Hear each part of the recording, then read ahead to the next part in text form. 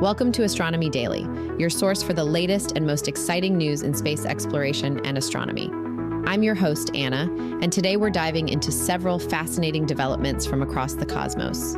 We've got a packed episode ahead, covering everything from the Space Force's certification of a new rocket for national security launches to an upcoming partial solar eclipse that will grace our skies this week. We'll also explore a mysterious galaxy that's challenging what we thought we knew about the early universe, check in on China's expanding satellite network, and learn how NASA's Europa Clipper will scout potential landing sites on one of the most promising worlds for finding extraterrestrial life. So settle in as we journey through these captivating stories that remind us just how dynamic and ever-changing our understanding of space truly is. The U.S. Space Force has officially certified United Launch Alliance's Vulcan Centaur rocket for national security missions, after analyzing data from the vehicle's two certification launches that took place in January and October of 2024.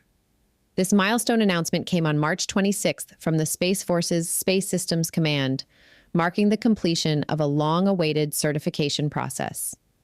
Space Force Brigadier General Kristen Panzenhagen, who serves as the Program Executive Officer for Assured Access to Space, emphasized the significance of this development, noting that assured access to space is a core function of the Space Force and a critical element of national security. She added that the Vulcan certification adds launch capacity, resiliency, and flexibility needed for the nation's most critical space-based systems. This certification is particularly notable as ULA now joins SpaceX as only the second provider certified to carry out launches under the National Security Space Launch Program, enhancing America's launch capabilities for sensitive military and intelligence payloads. The path to certification wasn't without challenges. The second Vulcan certification flight experienced an incident when the nozzle of one of its two solid rocket boosters fell off approximately half a minute after liftoff. Remarkably, the vehicle compensated for the diminished thrust and still completed its mission successfully. ULA's president and CEO, Tory Bruno, later explained that a manufacturing defect in an internal insulator part caused the nozzle separation, and appropriate corrective actions were implemented and verified through static fire testing. Looking ahead, ULA has ambitious plans for their launch cadence. Bruno has indicated that the company is projecting a dozen launches this year, split roughly evenly between their Atlas and Vulcan rockets, serving both national security and commercial missions. The first national security space launch mission on Vulcan is planned for this summer in North America. ULA aims to establish a baseline tempo of 2 launches per month by the end of this year and perform 20 launches in 2025. Bruno noted that the company has been strategically stockpiling critical components such as B-4 engines and solid rocket boosters to support this accelerated launch schedule. This certification represents a significant advancement for America's space launch capabilities, ensuring redundancy and resilience in the nation's ability to deploy critical national security assets to orbit. As Bruno remarked, "We're all staged up and ready, and as spacecraft show up, we'll be able to fly them." What a difference a year makes. Just a year after millions across North America witnessed the spectacular total solar eclipse on April 8, 2024, we're already preparing for another celestial event. Mark your calendars for this Saturday, March 29th, 2025, when a partial solar eclipse will grace our skies, though with a notably different viewing audience. This upcoming eclipse results from the moon's shadow falling primarily on the north polar regions of Earth. It's actually the second eclipse in less than a month, coming just 2 weeks after the total lunar eclipse that occurred on March 13th, 14. This pattern is what astronomers call an eclipse season, a roughly 37-day period when the alignment of the sun and moon can allow for eclipses to occur at both full and new moon phases. For this March 29th event, the moon will pass through the opposite node of its orbit compared to the lunar eclipse. However, the moon passes this node almost too early. By the time it reaches new phase about 19 hours after crossing the ecliptic, the axis of its shadow will pass well to the north of Earth. The dark shadow cone, or umbra, will completely miss our planet, passing about 180 miles above the North Pole.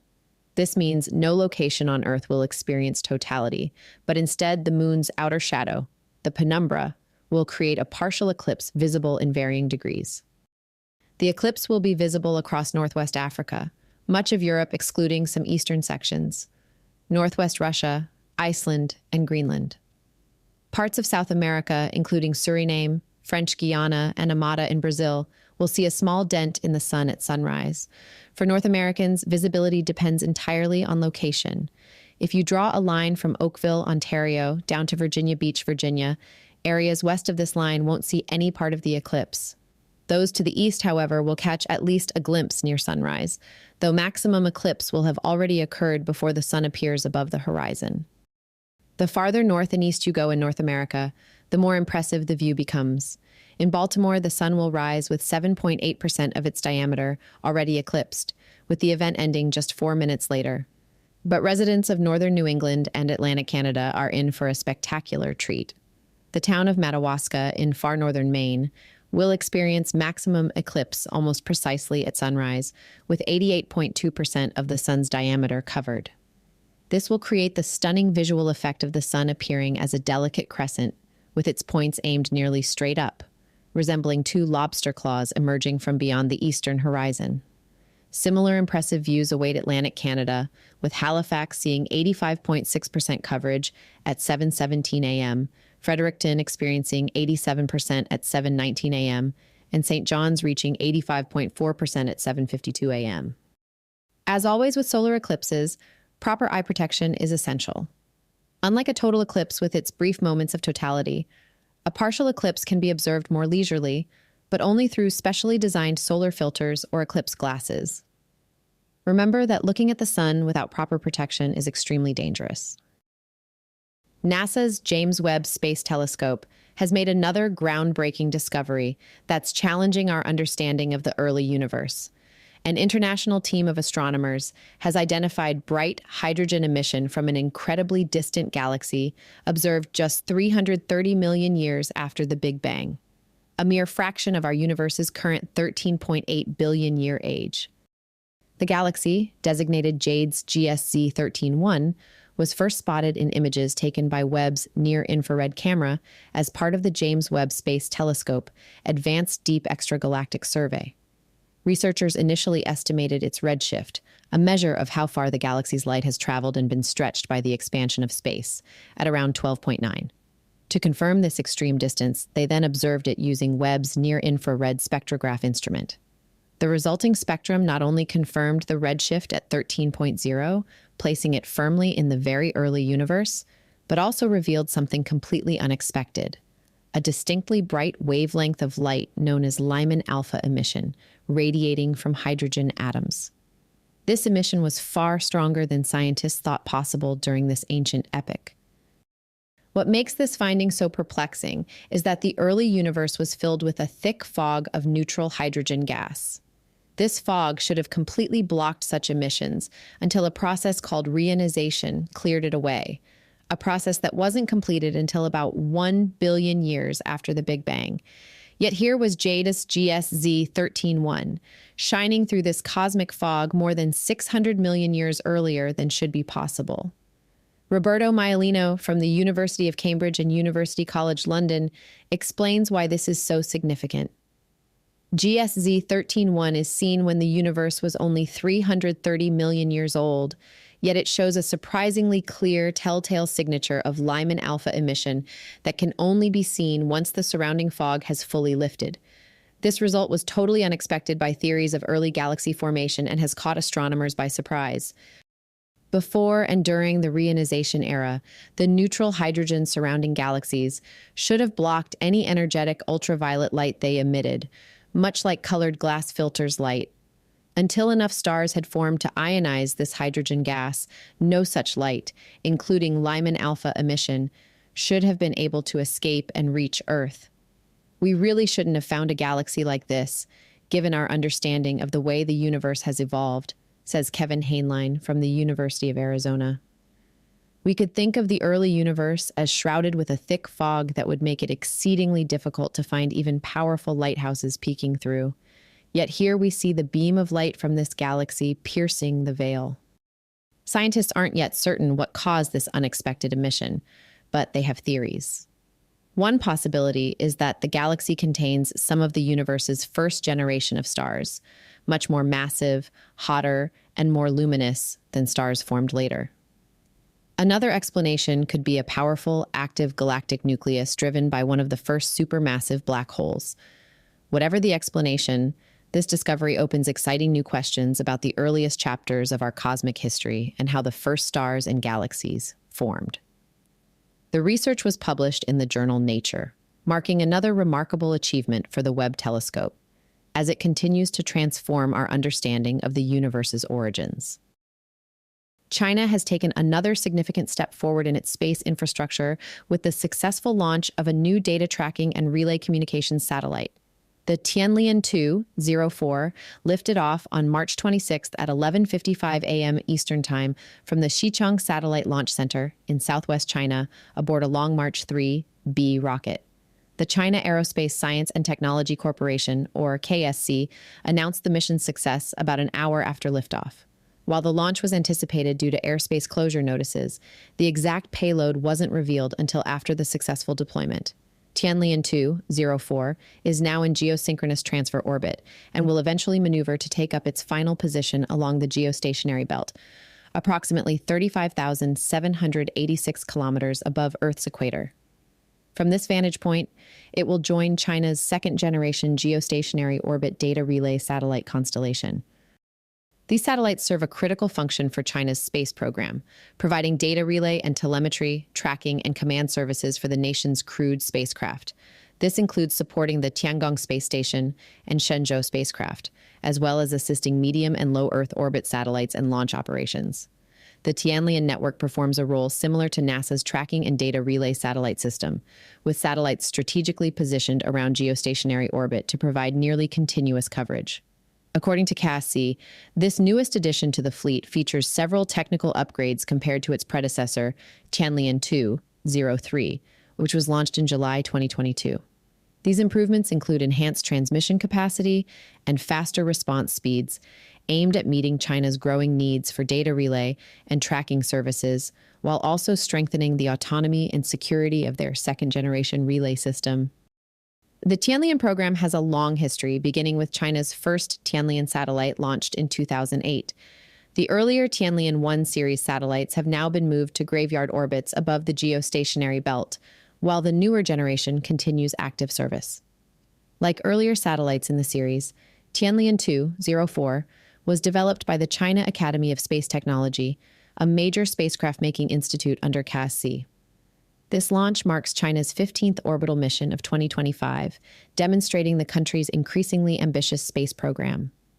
With expanded spaceport capabilities, ongoing mega-constellation projects, and new launch vehicles set to debut, China could potentially target around 100 or more launches this year, far exceeding their previous national record of 68 launches set last year.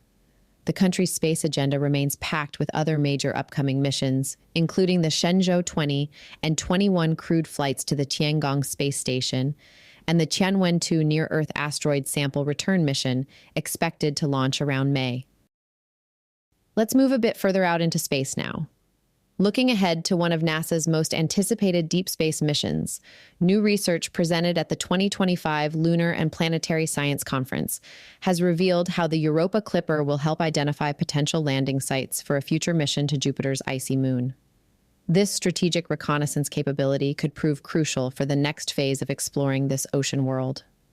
The Europa Clipper, scheduled to reach the Jovian system in April 2030, will follow a complex orbital pattern around Jupiter, performing 49 close flybys of Europa. Unlike Mars orbiters that follow relatively simple circular paths, the Clipper can't orbit Europa directly due to Jupiter's intense radiation environment, which would damage the spacecraft. Instead, it will follow carefully designed looping orbits that minimize radiation exposure while still allowing close study of the moon. Planetary geologist Jennifer Scully and her team at NASA's Jet Propulsion Laboratory have carefully assessed which of these flybys would be most suitable for identifying future landing sites. They determined that any reconnaissance flyby must meet 3 key requirements: proper lighting conditions with the surface and sunlight, specific incidence angles between 30 and 60 degrees, and an altitude of approximately 50 to 100 kilometers to ensure appropriate image resolution without blurring. Based on these criteria, the researchers identified 12 flybys as fully reconnable and another 13 as supporting. Most notably, a flyby designated E19 stands out as particularly valuable for landing site selection.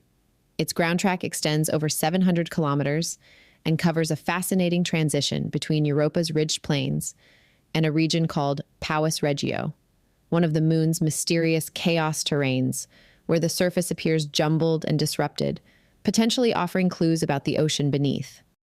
The Europa Clipper's sophisticated Europa imaging system, with its narrow and wide-angle cameras, will collect crucial data for what's known as terrain relative navigation.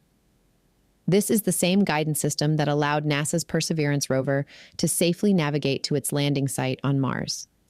A future Europa lander would use these detailed surface images combined with real-time camera data to guide itself safely to the surface. The researchers note that their current assessments are based on older data from the Galileo mission, and rankings will likely change once the Europa Clipper begins returning high-resolution images. Some potential landing areas haven't even been photographed at high resolution yet, highlighting just how much we still have to discover about this intriguing world. This research provides a critical roadmap for mission planners as they prepare for the Europa Clipper's operations in the 2030s and lay groundwork for what could eventually become humanity's first landing on an ocean world beyond Earth.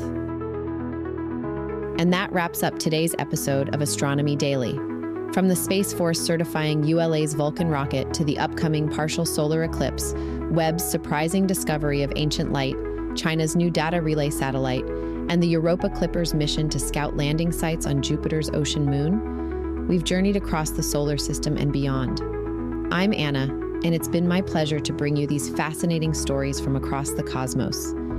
Whether you're a seasoned astronomer or just curious about what lies beyond our atmosphere, I hope you've enjoyed today's cosmic update.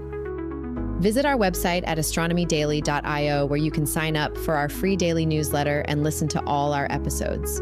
You can also find us on social media. Just search for Astro Daily Pod on X, YouTube, Facebook, Tumblr, and TikTok. Until next time, keep looking up.